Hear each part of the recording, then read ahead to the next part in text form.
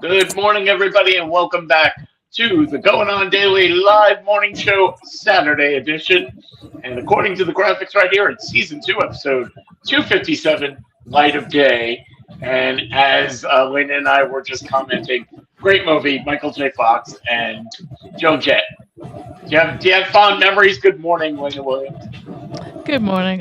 Of course, I have fond memories of anything Gen X and from the 80s. I'm telling you, we had some good stuff back then. We really did. I don't know if it got any better since then. I'm gonna say no, but that's probably bias. A little bit. And also with us from freezing cold Montana, JP Mars. Good morning, JP. Morning. Yeah, it's a bit chilly. You can see it like in your shoulders or up here, like you're trying to stay warm. Yeah. What did you say the high was going to be today in Montana? Right now it's -5. Feels like -17.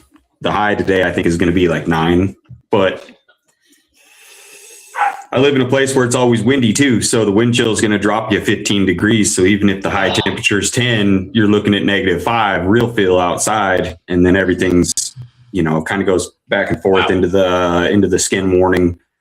You're not really supposed to be out for more than 5-10 minutes at a time unless you're completely bundled up, covered, all that stuff. I just amazing. So anybody who is watching us and going, well, it's cold outside. No, listen to where JP is. That's cold. Oh, it gets a lot worse too. Oh, yeah, we are only in December right now, mid-December. We still got January and February coming, so we don't know what's going to happen, but not going to be We get down to the -40s, feels like -50s, and then it gets real. But it's, everybody kind of bunkers down for the winter time. I mean, there's not a lot you can do. Your cars don't want to run very well. Everybody kind of stocks up. I mean, it's kind of nice because then you get a break for the holidays and all of the stuff I got going on in December and January and all that. So it's not horrible bad, but when spring starts coming, you definitely are antsy to get out of the house and quit being inside. I could just imagine. So again, Lena, what's the temperature where you are right now? You're in Rhode Island. Right. I think it's in the 20s. Yeah, I'm in New York. Yeah. It's 32 it's also actually. It was 20s overnight, but typical 30s, about 32 right now. So anybody else, stop complaining. We have our winner. You're done. Okay. Thank you for joining us today, and we want you to check us out on our socials. Let's get out there. If you want to watch us live, well, chances are you are watching us live. But if you want to tell people how to watch us, tell them to go to YouTube, Rumble, Kick, and all of those are at Rhode Island Broadcasting. If you want to watch us on Twitch, it's Twitch at RI_broadcasting. Now, you just want to listen to us, take us with you on the go. You can do the audio version on Spotify, Red Circle, TuneIn, or iHeartRadio at RI Broadcasting. Let's see. There's Twitter and X. I think I reversed that, but it's at Broadcasting RI. We also have our social media pages. We're on TikTok, MeWe, Blue Sky, Parler, and LinkedIn. And we are at RI Broadcasting. This show, the Going On Daily Live Morning Show, has its own page on Facebook, and that's at Going On Daily Morning Show. Please subscribe to our Patreon. Like I said, it's Christmas. The best way you can help the show and, promote a little bit is you go to Patreon at RI Broadcasting, and that's where you can buy our merch. As you can see, our little Going On Daily logo on the side is beautiful. It's lots of colors. You can put it on a pen, a magnet, all kinds of things. Put it as a stocking stuffer and pass the show on. We have a website, of course, for the entire network. We are on the Rhode Island Broadcasting Network, so we are at rhodeislandbroadcasting.net, where you can find all kinds of information, including all the shows that we have. I have a second show. Lena, you are going to be launching a second show. for yourself. So go look that all up. And don't forget, there is a monthly vote for a Hall of Fame. And this month, I believe we have actresses for the Hall of Fame. There it is. Oh, singers. I apologize. It's Madonna, Janet Jackson, Whitney Houston, Tina Turner, or Pat Benatar. It's a murderer's row. Whatever you like, vote. And at the end of the month, we'll pick a winner to go into the Hall of Fame for Rhode Island Broadcasting. And after saying all that, it is Saturday, December 13th. We're going to turn out the lights because it's light week and we're the last ones.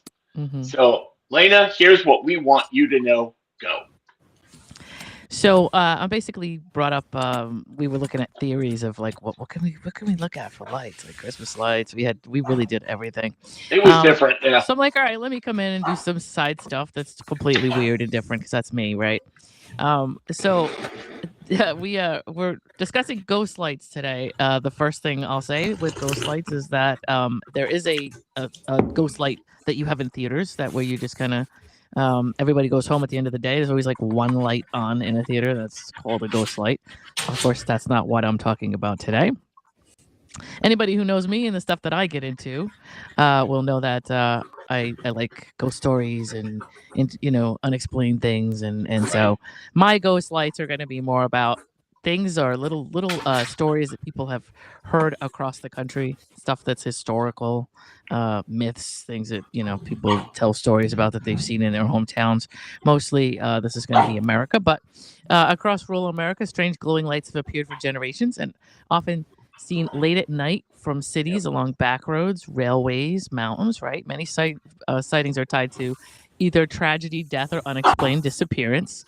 And there's my sister. Good morning. Call me beautiful. No, she's more beautiful than I am. Okay. Good morning. I'll be seeing her in 2 weeks, I think. There you go. Yeah. So anyway, so skeptics offer explanations about this. Some lights predate cars and highways and modern technology. And so what we could do is explore the most famous ghost lights of the United States and why they still defy explanation, right? What are ghost lights? They're distant car headlights distorted by terrain or heat, swamp gas creating brief light flares. They could be electrical or mineral activity in the ground. Some of the theories that people have fall short, right? Where sightings are occurred over decades, even centuries before cars existed. Cars obviously wouldn't be the explanation for that, but lights often move intelligently, or they change colors, or they vanish when approached. Some of these are the things that happen or what people see, and that makes people think, oh, this is weird, this is UFOs or whatever.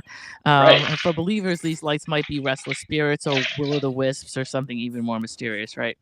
And so here are some of the famous ghost lights of the U.S.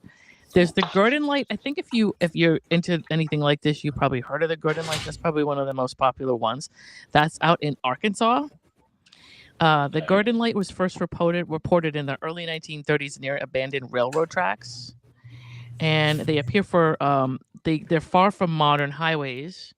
And there's a legend that ties it to William McLean, who's a railroad worker beaten to death in 1931. Welcome. Hey, Saturday, get your coffee. Exactly. The sightings began shortly after his murder, and the light is said to have hovered and pulsed along the tracks. And so this is like one of those things where people either on their tours when they go on different. By the way, this is let me credit the people who put this all together, right? So this is usghostadventures.com, and this is like if you're in the area. People have heard about it. Maybe you drive to a certain place at night and you try to see them, that kind of thing. Legends, things that may or may not be stuff you see, right? Or defy logic. There's the Oviedo lights in Florida. They're seen on Snow Hill Road, near the Econlocachi River. And they appear as headlights that morph into like a blue orb facing toward the drivers. And it's linked to multiple tragedies, including a teen that was killed in 1963. maybe they think it's an imprint, but scientists attempted to recreate the lights in 1969 and they failed. So who knows what people are seeing or not seeing, right? I know. There are the Marfa lights. Those are in Texas. And those are one of the most famous ghost lights in America as well. They're seen regularly from Highway 90, and the earliest sightings date back to 1883. Scientists claim that heat distortion, but that doesn't explain sightings before highways, right? Lights appear to split, hover, and move independently. And this is what people were seeing. So this is kind of, I don't know, cool stuff to look up if you're bored on a Saturday and it's too cold to go out. This is the kind of stuff we do. There's the Mako light. That's in North Carolina. That was first spotted in the late 1800s near Mako Station. The legend centers on Joe Baldwin, who was a train conductor who was decapitated in an accident. Witnesses described a lantern-like light floating 5 feet above the tracks. And the conductors reportedly stopped trains, fearing collisions, that kind of thing. So this is what he did. Sightings ended abruptly in 1977 when the tracks were removed. So that's interesting. I don't know. Was it a reflection off the tracks that they were seeing? You know what I mean? Maybe. You never know. But these things freed the ghost. It's funny is the closer we get to the closer we get to the current day and the technology we have and the cameras and all that kind of stuff we have, a lot of the stuff goes away. This is what people did back before any kind of stuff like this. I don't know if this stuff is real or not, but you can decide. There's the Silver Cliff cemetery lights. That's in Colorado. Okay. They originated in a former mining town from the 1870s. Their orbs of light reportedly floated among gravestones in the cemetery. First documented in a 1956 newspaper, later featured in National Geographic, and the skeptics blame the reflective headstones. The locals aren't convinced that that's what it is. So, of course not, right? There's one that came up recently, and I watched a lot of Mojo, and Mojo has a fascinating list of 100 things that mysteries that we always were like, what's going on with that were just solved recently, right? So this is one of those, the Paulding light in Michigan, which appears consistently in Michigan's Upper Peninsula. It's unique for seasonal color changes, and it blinks rather than floats, and it fades when approached. And then the legends include railroad workers, will-o'-the-wisps, and even UFOs that are causing it.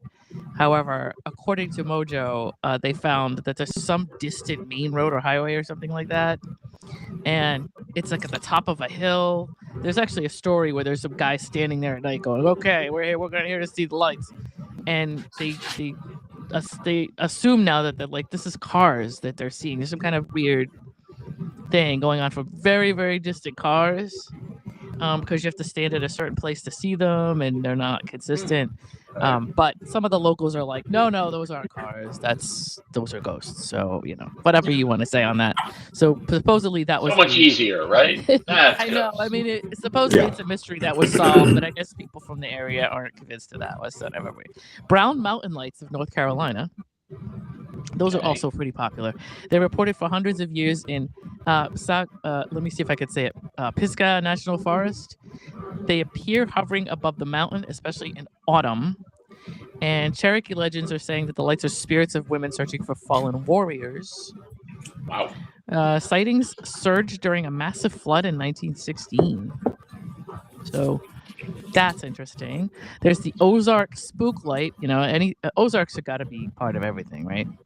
Probably. So, this is Oklahoma, Missouri. This is that part. One of the oldest known ghost lights dating back nearly 200 years. They were first witnessed by Native Americans during the Trail of Tears. And I think we talked about the Trail of Tears, didn't we? We did. On this show. Appears as an orange lantern-like glow, and it moves low to the ground. Or it soars above treetops, and it's linked to multiple legends, Native American spirits or miners or lost lovers. So it depends, I guess, who you're talking to that those lights are for. The lights of Saratoga, Texas. Those are seen along Bragg Road, which is a railroad route. The light bobs and it changes color and it vanishes into the distance. There's a familiar legend of a decapitated railroad worker searching for his head. Jeez. That's on Crane, right? with your coffee, folks. Sightings that continue long after the tracks are removed. So I don't know. But anyway, why do ghost lights adore? Ghost lights exist as a crossroads of science, folklore, fear. Some may be explainable. Others are stubbornly resist logic and don't want to believe that it's just not fun anymore once you solve these things, right? Exactly. And tourism. I mean, if you have something you can put on a T-shirt and tell people, come on That's true. down. Like, here's a little thing Helps the economy. that's, I don't know, whatever your town, if you lived there your whole life, it's cool to have little myths and stories about your town, right? So they do remind us that not every mystery has an answer. Whether spirits, natural phenomena, or something unknown, ghost lights continue to glow and haunt the American imagination. So those were some stories I thought would be cool for Light Week. Very good. Yay! Here it's Bigfoot. There's Bigfoot on everything. I know. Didn't they figure that out, or didn't they say they thought that they knew what that was not long ago? I saw something. Bigfoot is? Yeah, I saw something in a paper, a scientific explanation or something like that. I can't remember what it was, but it was like, I can't remember. It was something somebody saw that looked different than it really was, and they thought that they could attribute it to some sort of a condition. I'll have to look it up, but I saw that not long ago. If anybody has seen it in the comments, then let us know. But yeah, we know that the Loch Ness Monster is not longer. That. That's the one I was going to bring up. You don't hear that anymore now that we have sonar that can go. Right. Track the entire Loch Ness. There was a guy that actually admitted to creating a picture to create a star. There was a whole story behind that where a guy with a little submarine and a cardboard thing, like, he created a whole thing and took a picture of it and then sent it in, figuring, maybe the papers will pick this up. And it went on for 50 years or something crazy thing. But anyway, now we can do it with AI, so it'll be so much better.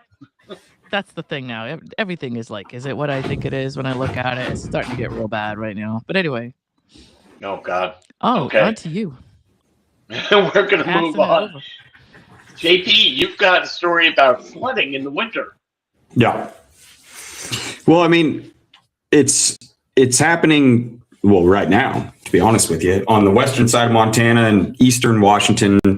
They had a freak storm and unusually high temperatures that has created massive floods. So I know that in an area of eastern Washington right now, there's 100,000 people that were all evacuated from their homes because it's all underwater. But in northwestern Montana right now, historic rainfall and unusual atmospheric moisture have caused severe flooding across northwestern Montana, including Lincoln County. Rivers like the Yak, the Fisher have risen dramatically due to rain plus rapid snow melt, leading to widespread flooding conditions. The flooding event has washed out roadways, damaged bridges, making travel extremely difficult, in some places even impossible. They're in a local state emergency, disaster relief, all that stuff. At least 9 bridges in Lincoln County are unstable or compromised, leading significant detours up to 40 miles. Multiple bridges, including have been washed out. A couple, Market Road and Granite Creek Road. Roads across the county are closed or unsafe due to flooding and associated rock mudslide. Officials are urging travel only for essential purposes. They have a boil water order, which means the water is not drinkable. So for all your drinking water needs, if you haven't been evacuated, you need to boil the water. And schools are obviously closed. They got a shelter going, evacuations, all of that sort of stuff. But it's not, they don't know when it's going to stop.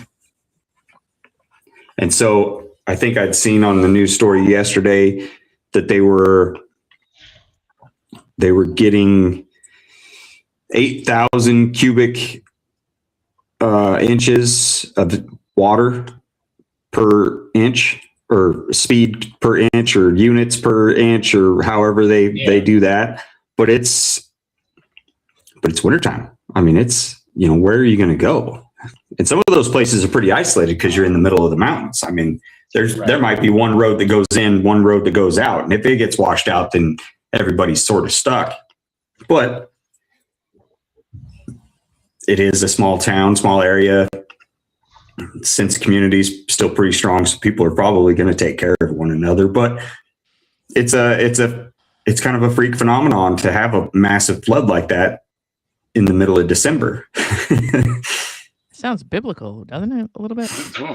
I mean, well, the storm that it went through. I mean, they were 39 degrees last night, so it's not even freezing at night where they are, and they already had a couple feet of snow, like I do, sitting on the ground. Plus, they had a what did they call it? An atmosphere river storm that dropped 12 inches of rain overnight. Wow. Or in 2 days, and I think 6 inches was overnight or something like that. But I mean, it's a lot of water, and you're in the mountains. Typically, you're sitting on rock. You're not really sitting on dirt. The ground's not going to soak the water up. The water has to run somewhere. Of course. wow. Has this ever happened before? Did they report, this is the first time since?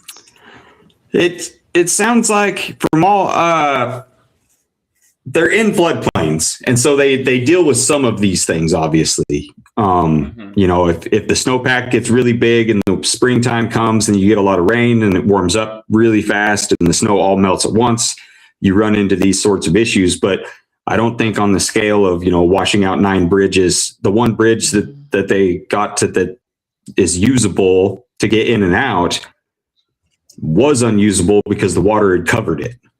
And now the water has gone down enough to where it's not coming over the sides of the bridge. And so they're able to sort of get across it now. But emergency services are going to be overwhelmed. I mean, there's only so many firefighters, so many paramedics, so many police officers, so many, in an area that are trained, equipped, can do these things. And so it sort of becomes a community effort to kind of take care of each other, which is the holiday spirit.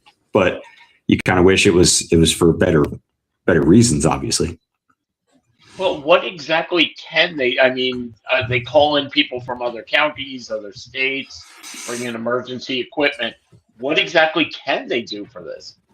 It's sort of like a tornado, not much different than a tornado warning or that kind of deal, and or the hurricane type stuff in Florida. Everybody's got to kind of go check on the neighbors that maybe somebody else may not think of or forget about, and try to get to the high ground, the places that are up on hillsides or the schools or I know that they got a big station at a church, it said, because it's on a high ground, it's up on a hill, and it's not going to be affected by the water. And so then you got tons of people sleeping, on the carpet floor and on cots and living in a church until they can sort of go back home. But if your house just got hit with 4 feet of water and then you're going into middle of winter, it's not going to dry out. And so a lot of these places are going to have to probably be completely redone, torn down, because you're going to have mold issues. You're going to have a lot of water damage issues. I mean, if this warm spell blows through and they hit the same weather I have next week and it doesn't get above single digit temperatures, nothing's getting dry, and you're not going home. I mean, these people are probably sort of like the tornado kind of relief people. They're kind of stuck in limbo, at least till spring, I would imagine, because of the time of year it is right now. I mean, if it was springtime, it'd probably be a little bit different. If the temperatures do drop there, and like you said, everything does ice over, I can't even imagine, like you said, if being stuck there until spring and having supplies being brought into you, and I can't even imagine. Oh, I wonder, is that even a picture of the area, or did Ron just pull up, a particular flooding? It could be. I know that they've been posting. There's the Montana ones are, smaller local news places. But the ones in Washington have kind of gone national because, the evacuation of 100,000 people is a big deal. I mean, Of course. what's going to hold 100,000 people? There's not a lot in Eastern Washington, just like Eastern Montana, Eastern Oregon. I mean, some of these places are pretty rural. It's got to be a gymnasium like for a college that can house, a bunch of people. Right. Is there any kind of, I mean, obviously there's a relief effort going on, but is there anything where people can donate or their time, their money? It's all sort of in the last 2 days, and so I'm not sure if they're quite at that point yet. I think they're still trying to get everybody rounded up and get everybody to safety and figure everything out as of now, because they're not really sure how much longer it's going to be going on. Like you said, yeah, the temperatures are just going to be getting worse, which is, does not bode well for them. It's funny. I mean, there's so many places. America is so big that, most of us, we live, I'm going to go out. I can't even imagine that happening in my area because it's basically an urban area. Right. We don't have that, but there are lots of places that do have to worry about this. And I guess we're gonna keep an eye on this and hopefully hear about it in the future. Yeah. So far we're talking about ghosts and death and people being, pretty much trapped in their homes.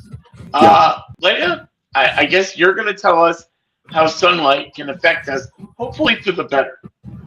Oh, well. Sorry. Great. No. We're all good. We're all doomed.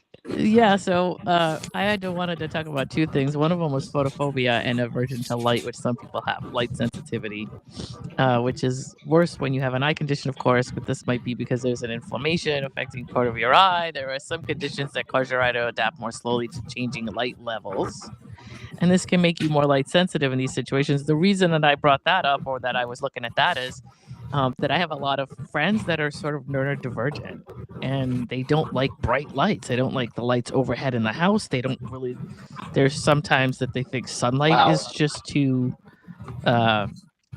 intense, and they kind of like low lights. And for whatever reason, it feels like an attack for them to have really high lights on, which I get. And there's places that you work at that have those fluorescent lights going on, and those things are pretty harsh, right? But on the other side of that, there's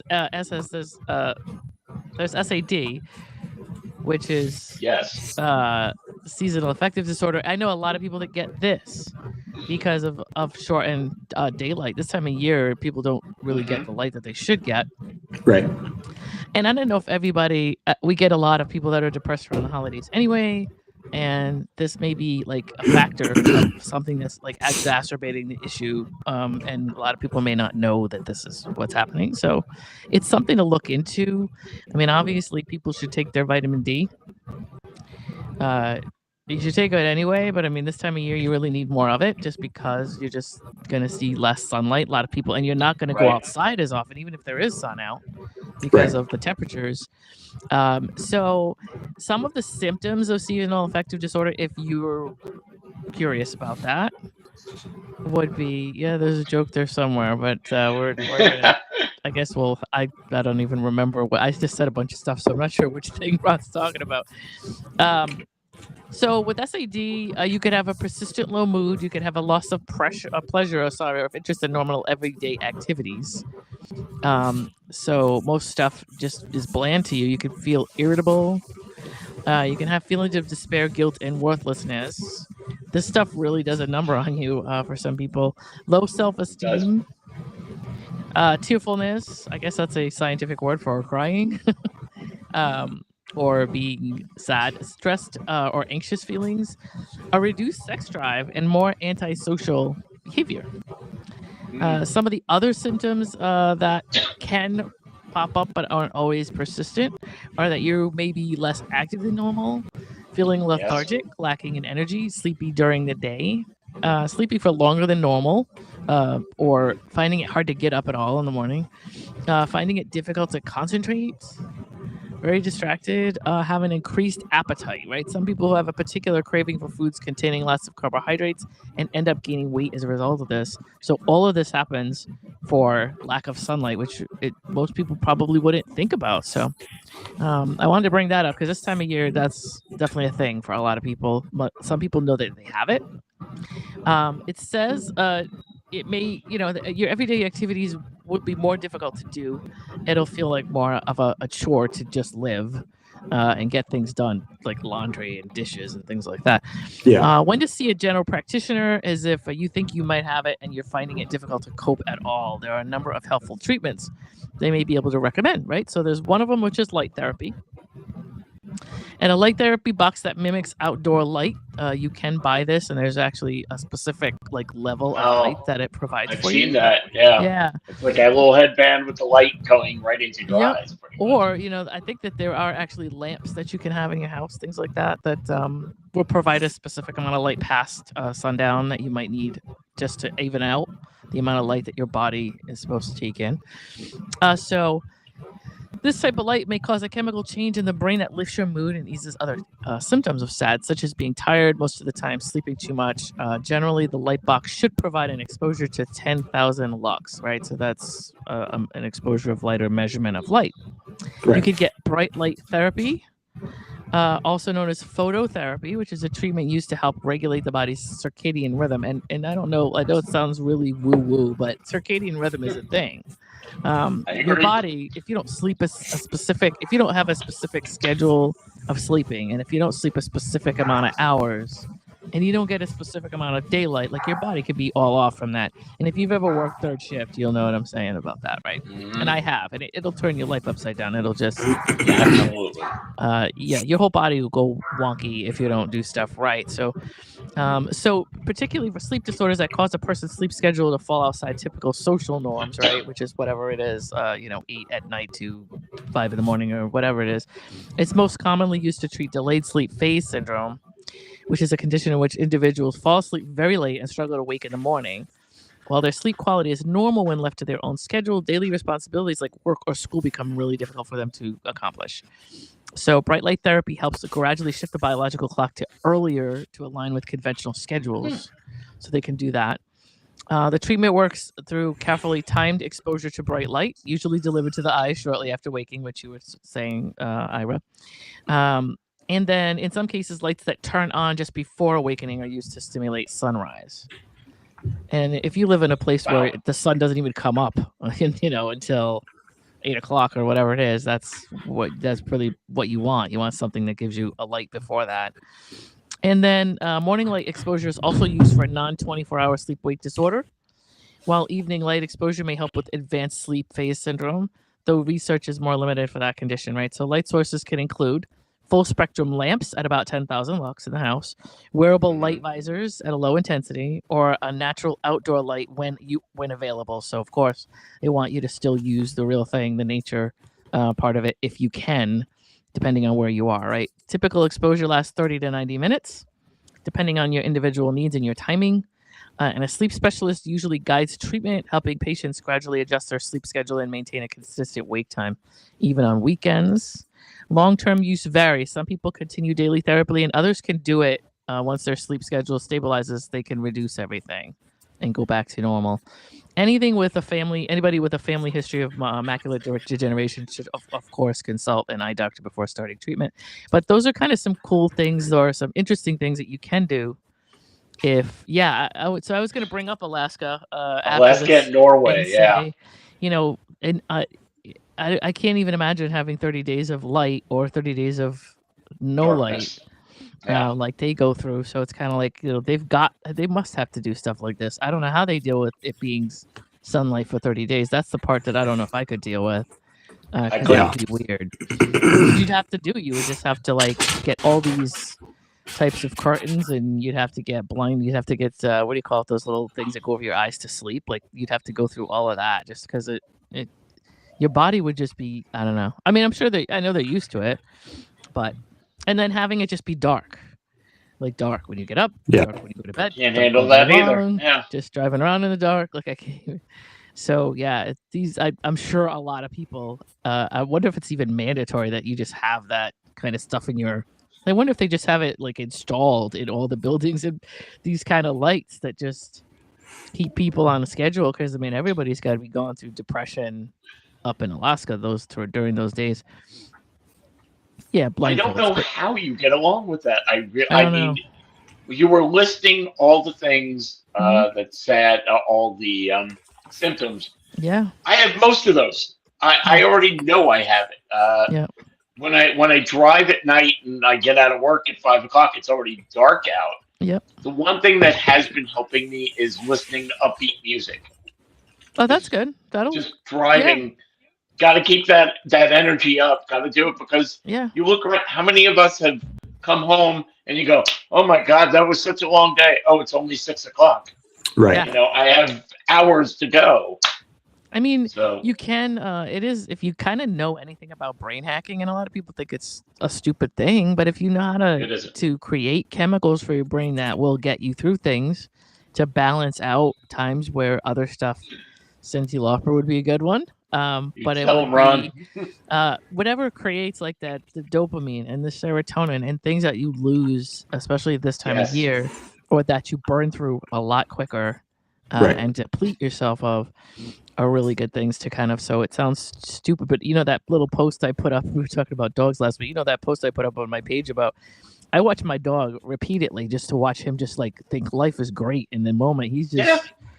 And sometimes we can't. I don't know. Like it's hard for humans to do that. So if you have a dog around, it's like fun to just look at them and be like, they think Okay. like they don't know what's gonna happen tomorrow. They don't remember what happened yesterday.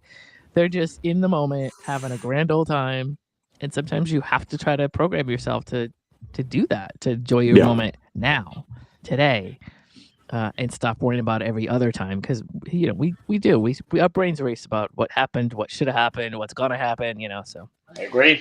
Anyway, and if you're an insomniac, and I would be, but I hack my brain to stop racing because if I didn't, I would never sleep. So, you know what I mean? You Oh, have to what do you do? understand. So it's very specific for me. I don't think that it Right. would work for everybody. But I have shows and I have things that are comfort for me. So I'll have a timer on my TV. And then, yeah, if I lay there in the dark and try to sleep, I will never fall asleep. Because my brain will start making lists of things and stuff that I I have agree. to plan and beat me up over stuff I did wrong yesterday and I could have did better and whatever. And that's nuts. It doesn't help you to do that, but my brain won't stop. Right. So so what I do is And then even if you do sleep, you're not getting REM sleep, so right. it doesn't help you.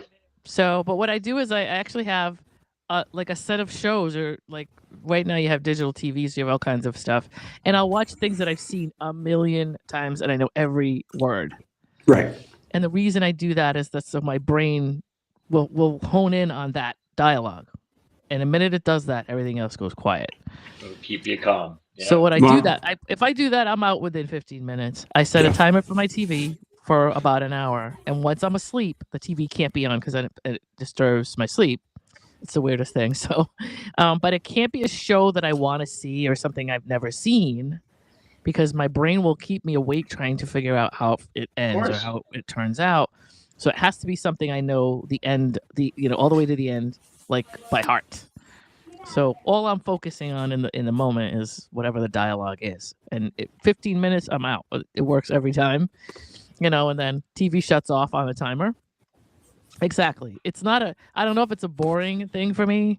It might be boring for some other people, but I actually love old things, the comfort movies and things that I've seen a million times are not boring to me. Or Well, at it's least a not to my habit thing brain. too. Yeah. I mean, training your brain's just setting habits. Yeah, exactly. Because like I have a nighttime routine and it puts, I'm asleep in 10 minutes. Right. Yep. Like It's as soon as once I am asleep, I'm heat good. up the hot water for tea, then I start getting super tired because I know it's bedtime because I've Yep. trained myself to know that it's bedtime, and then put a sleep exactly. cast on and lay there for about 10 minutes and I'm out. And what did you say? You do what? Put what on? A sleep cast. What's that?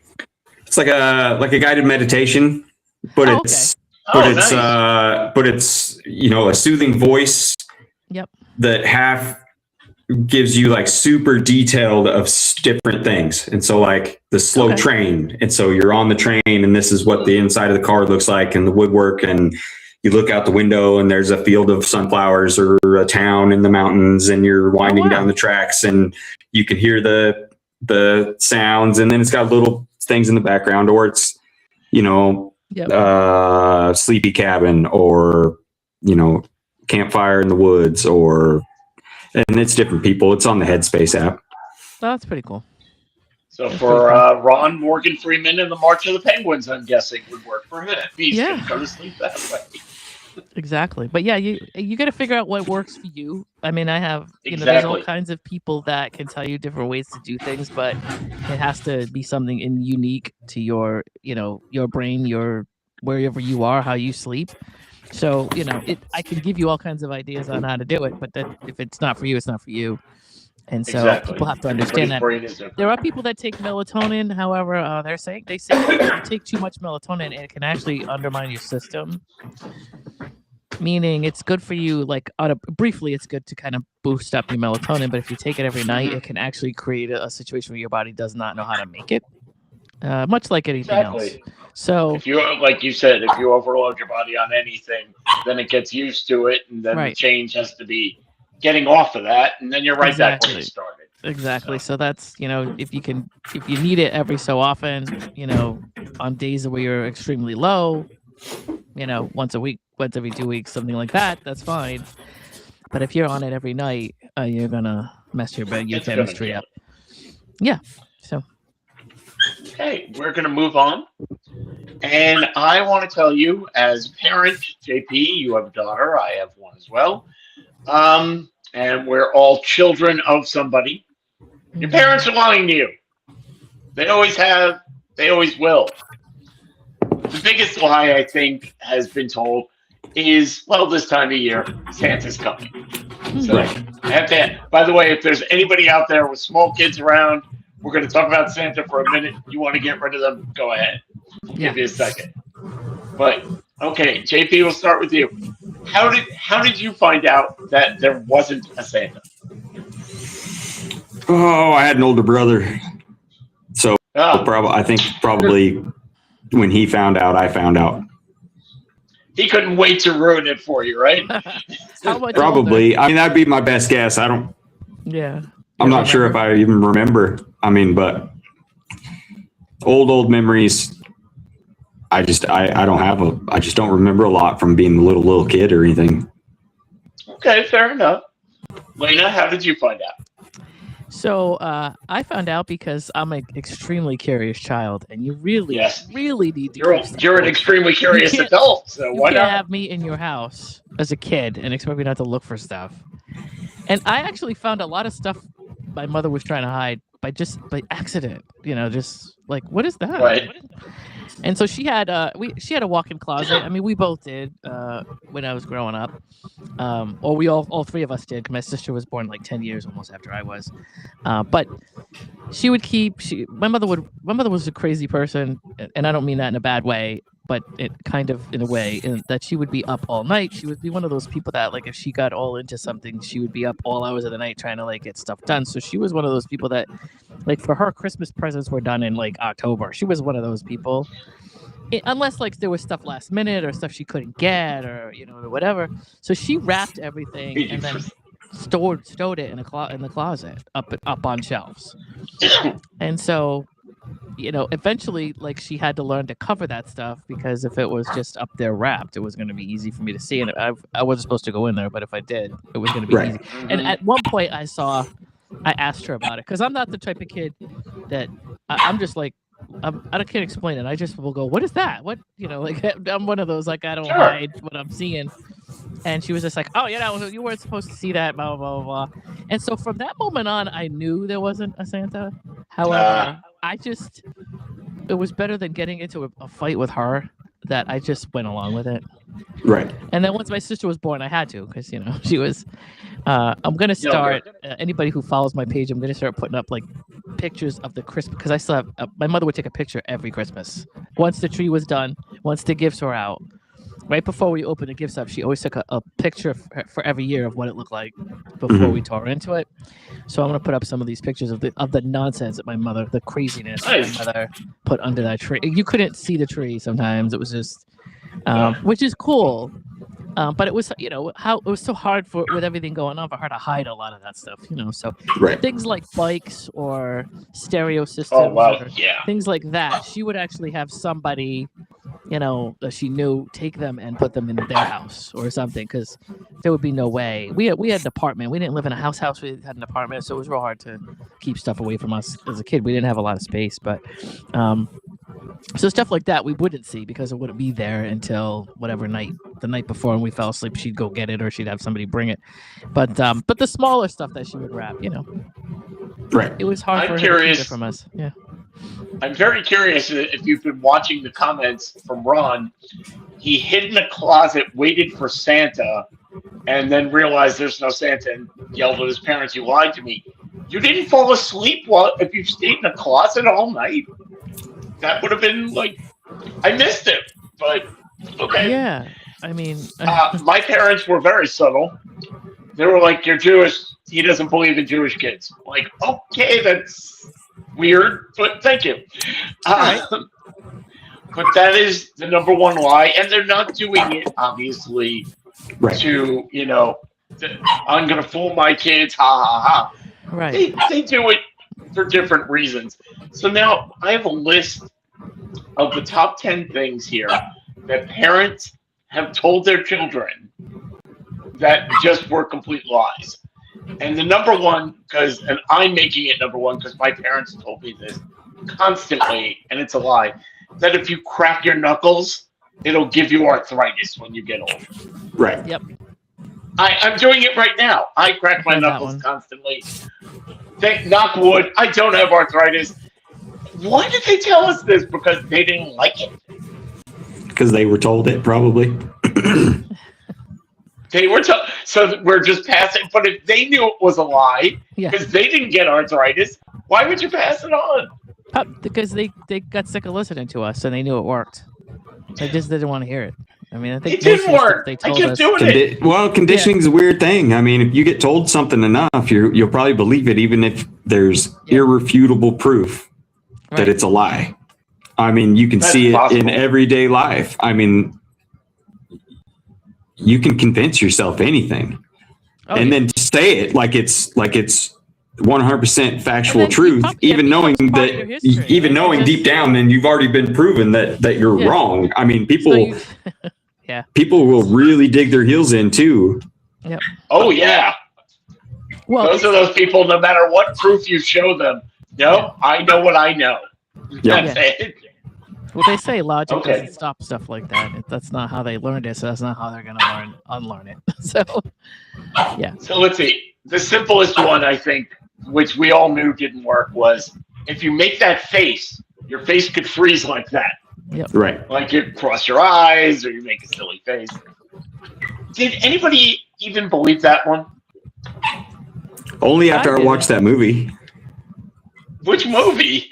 The Ring? Better Off Dead, I think. That old John Cusack movie where they're at the beach and the two girls are making that face and somebody comes running up and slaps them on the back and their face gets stuck like that. Oh my God, that movie is so great. We bring up that movie a lot on this show. That movie did not age well. It's so terrible. Like, it's so offensive, but I love it so much. A lot of our movies from years ago were they didn't age well. But very offensive. So funny. I'd seen a meme this morning that was saying, it was a Gen X deal or something. It was like, if they remade The Breakfast Club today, it'd be the most boring movie in the world because it'd be 5 kids sitting there staring at their phones. It'd be a silent movie. Exactly. I want my $2. And you know who was in Better Off Dead? And he tainted the movie forever? Dan Schneider. I can't stand that man. Dan Schneider, I don't remember. Dan Schneider is the Nickelodeon dude. Oh, I can't stand him. Oh, I know who he is. Yeah, he's in that movie, and he's in a couple of other things. My sister and I were talking about this the other day. It's like, now every time you see him, you're like, oh, God, Yeah. They could just take him out. Pedophile, pretty much. But but I mean, but that movie, but other than that, that movie was hilarious. That movie was hilarious. Yeah. I love that movie. Okay, the next one is refusing to eat your food because there are starving kids around the world. How is that going to help them if I don't Right. eat my food? It isn't, but it's the comparison. It's the, there's people that don't have what you have, and you should enjoy it, whatever. I think a lot of us ended up with eating disorders over that. Right. Thank you, Oh, yeah. parents. You have to clean your plate. Yep. But I'm Right. not hungry. Right. Why do I have to do that? Gorge They just yourself, forced us to overeat, overindulge, and you're getting conditioned Yep. to And do then it go from right a to very bed. young age. So Take a shower then, and go straight to bed and don't work any of it off. Just go Right. to sleep. right. You know. But then it snowballs into everything else to overindulge. Yeah. I mean, look Yeah. at all the look at how bad Gen X people were about drinking. Yeah. I mean, overindulging and binge drinking and keep going. You never have a limit, and overindulging and I mean, it's just. But some of these things pair that are up. not healthy mentally for. Exactly. You pair that up with Agree with the that. you're not supposed to have feelings, and we went, oh, that's why we went so crazy with Yeah. it. Yeah, numb Because yourself, Hey, we boys, drink it don't all away. Yeah. Okay, the next one is one of my favorites because I actually did wonder about it for years. Don't swallow your gum because your body takes 7 years to Right. digest it. I've never heard that one. Yeah. That must have You've never never happened heard that around here. one. Nope. It was, oh my God. I wonder why. I mean, it is just food. I I don't mean, know. what was the reason for even saying that? I don't know. Is it better to swallow the gum than people spit it out or put it under chairs and tables? I don't know. I always threw mine in the trash. I never understood sticking it under like stuff like Yeah. that. I just never, wherever you are, there's always a trash can. I never understood that, but whatever. Guess people just didn't want to get up and move. Somehow Ron thinks that one's still true. It's Okay. not. Okay, Ron, then how do you believe in this one? Don't swallow watermelon seeds because a watermelon will grow in your stomach. Yeah, heard that one. Well, we got that with cherries, the cherry pits. Cherry pits? Why do they think that we're going to be growing fruit in our stomach?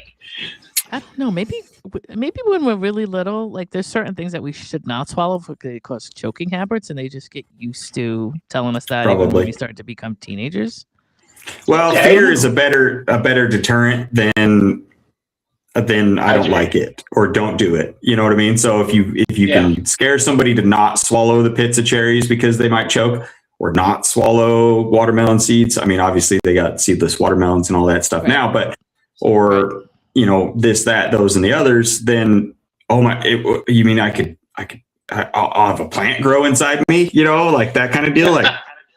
I think some kids would And be by like, the "That's way- kinda cool." Like, let me Yeah, see if wouldn't I you can do- exactly? Wouldn't you think that? Yeah. And Jake made a point. We watched a lot of cartoons Yeah, where that's true. ridiculous things happen. We figured, maybe that'll happen and I'll be fine.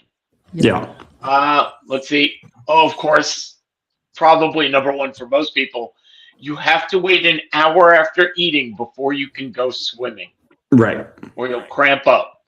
Never happened to anybody. The diver bends thing. I don't know. They transferred it just to like pools and stuff. I don't know. Like, Yeah. I don't know. I'm not really sure. I've heard But that as too. JP brought up earlier, you may believe that, because I remember going to my mother when I became an It did. adult, and that was disproven. I said, Mhm. Mom, that never happened. She dug in her heels. No, that's true. Because this was my mother, because they said it. And Right. I would always say, who is they? Well, and if Who you're wants running, to tell me I who know. they is? if you No, run I off know. half explanations, or half of the information, that's the other sort of dangerous part. Like I'm sure in some instances, Right. military sailors, deep sea divers in the 1920s and 30s, 40s during World War II couldn't get in their suit and deal with the pressure, don't have a full Right. stomach or it'll mess you up, or, you'll end up, you can't control your body, whatever. And then it snowballed into, the average person. And it's like, oh, nobody should eat before they go swimming, or, That's true. there was probably something to do with gum when gum was very first, maybe when gum was created, it was super toxic to swallow, sort of like a toothpaste kind of Right. deal, had a bunch of fluoride or had a bunch of something in it that would be super harmful if you swallowed the actual gum, and then it kind of snowballed into your body won't digest it. So maybe at the very beginning when gum was first created and it was whatever it was made out of, maybe it really did take 7 years to digest, or maybe it was really harmful, but then it becomes an urban legend, like the lights or like anything else where, you just generations of people saying it, and then everybody just assumes it's true. Like sort of like a Mandela effect. I mean, there's all kinds of things that I think happened or were true that may, or your mind puts things in certain places, even knowing maybe it didn't even actually show up on the movie, or the books didn't actually do that, or that never was actually a thing. You just thought it was and convinced yourself. Yeah, that makes sense. That makes more sense. Like one story out of some small town somewhere, and then everybody, like that whole thing with the spider eggs and the gum and the whole thing. Oh God, bubble with the yum, pop rocks and the soda and all that kind of stuff that we heard is just stuff that Kentucky Fried Rat Meat. Yeah, I never heard that one. Well, I heard that Jimmy, and I remember at 12 years old, there was a kid that was in the valley that he did this and he died. And then everybody in Central Oregon heard about it. And then somebody went to visit cousins in Wyoming. And then somebody in, this town, one kid in Wyoming heard about it. And then the whole town knows about it. And then 5 of them guys travel to go wherever. And then all of a sudden, Timmy fell down the well, but there was no Timmy that ever existed in the, Exactly. Aww. And I guess, when we're kids, ahead. I mean, I was just going to say, when we're kids, I mean, how the heck would we know? We would believe stuff like that because we didn't have any sources to check any of that stuff. Right. You couldn't Google it. Adults are telling us that, so... Here's one that happened in 1950s, I believe, was the first televisions, right? Mm-hmm. And then, so we're not talking that long ago. Yeah. I know what you're going to say. If you sit too close to the television, you'll go blind. Right. Yeah. We now know it can't happen. If they screw up your vision, it might. But when you go blind? I know.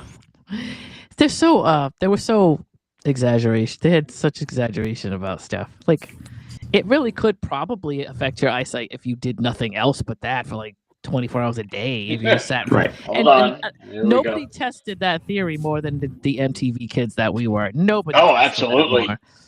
Between cartoons on Saturday mornings and then MTV when that came out. I mean, we really were planted for that TV for like hours and hours and hours. A lot of us didn't want to go to school. We were gonna miss Headbangers Ball, right. and all that Oh kind God. of stuff. Yeah, or Yo MTV Raps or whatever we were waiting for. So who knows? Jake is right. There was one about cell phones are going to cause tumors. Right. That's not happening either. I mean, we would know that it's been around long enough now that we would have scientific data to back that up. Right. And obviously that's not happening either. And going back to if you watch too much, this generation, you're now born, keep my kid quiet, give them a tablet, you're constantly glued to your phone. If it was going to screw up your eyesight, we would really know by now. Oh, yeah, right. We definitely would. Okay, how about this one? I was never told this, but apparently everybody else knows about it. Do not turn on the dome light in your car while you're driving. That will alert. What is it? While you're driving? While you're driving, because it will alert the cops that something's wrong. So you can't just turn it on to go, I need to find something. Yeah. Or your kid's reading. We always got yelled at for turning it on, but I don't remember it ever having an explanation. I just think it made it really distracting for whoever was driving. Yeah. Instead of saying, hey, don't do that because I'm driving and I can't see the road, that would have been a better way to go. But that's not what they said. They said, you're going to get arrested. The cops are going to come get you if you do that. I never understood that one. And here's my favorite one and the last one is when you were younger, your parents told you that adults knew what they were doing. Right. Oh, yeah. Well, of course. So you should listen to that person. They're an adult. They know what they're doing. Right. And now that we are Look adults, how that turned out. Oh, absolutely, we're wrong. Can I add something here? And And I'm adding something for only the Rhode Island people. And Ron, you and I will talk about this because I don't know if you were raised this way, but every person in Rhode Island, we had a school in the early 1900s, and it was called Sacanasset. And it was over here in Cranston, and there were like a bunch of kids that went there years ago. I think it closed in 1914 or something like that, right? But it was a place that wayward boys went. It was kind of a military. I don't know if it was a military or like a school of, what do they call it? Discipline or whatever it was. Right. Juvenile delinquents. And they forever that school was abandoned at some point in 12 or 14, and I can't remember why it stopped running, because it wasn't because we didn't care about abuse that back then, right? So it could have been something. It had been something else. That school sat and rotted until 2004 or something like that. Trees were going through it. Like it was just. There were a bunch of buildings that were just like abandoned, and like a church there and everything else. Every time we drove by that school, our parents in Rhode Island would threaten us that we would be sent there. And it was called the Bad Girl and Boy School.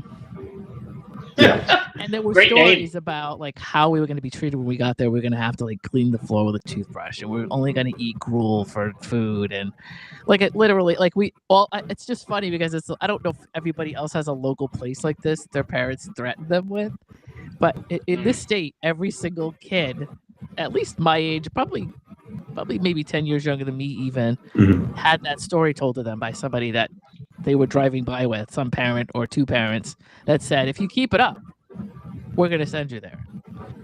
Oh, God. And then, you know, all these things that would happen to you when you were there.